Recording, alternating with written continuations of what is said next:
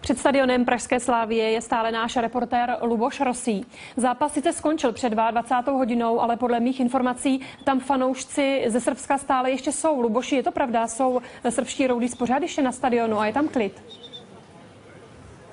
Hezký večer. Tak ostatně na tu otázku si můžete odpovědět sami pohledem naší kamery. Právě za náma i teď v téhleté chvíli stojí srbští fanoušci, ale zároveň tady také stojí velké množství policistů.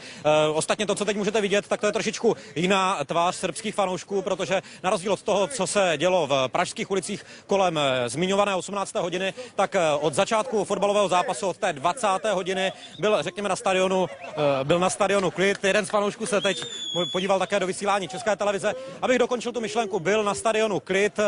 V téhleté chvíli je všechno připraveno k tomu, aby fanoušci opustili nejenom přímý přenos České televize, ale aby opustili také Prahu. Policie má samozřejmě přijatá opatření, která by měla zamezit jakýmkoliv dalším incidentům, ať už tady v prostoru stadionu, ať už v Praze, anebo při té cestě na hranice. O těch ještě předpokládám budeme hovořit. No, Luboši, máš tam veselo, zkusíme ještě jednu otázku. Kdy odjedou fanoušci ze země a jak je zajištěna bezpečnost při jejich přesunu na hranice? Včera rabovali při cestě sem benzinové pumpy na jihu Moravy.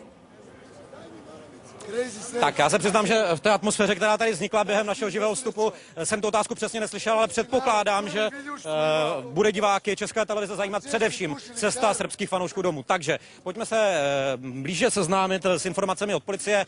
Především to klíčové sdělení je to, že většina benzinových čerpacích stanic by měla být v době odjezdu fanoušků minimálně přes území České republiky zavřena. Z toho důvodu, aby fanoušci srbské Crvené zvezdy Belehrad nemohli případně opakovat to, co se jim v úvozovkách podařilo v těch včerejších večerních hodinách, případně také dnes, aby nedošlo k rabování, aby nedošlo k případnému žádnému útoku na pracovníky benzinových stanic nebo také k případným krádežím. Teď pravděpodobně nemáte možnost vidět, alespoň ne v té kvalitě, kterou jste viděli před malou chvíli, protože fanouškům se podařilo zhasnout naše světlo. Nicméně to poslední sdělení je, že nedošlo na stadionu už k žádným větším výdržnostem ani násilnostem. Ode mě všechno.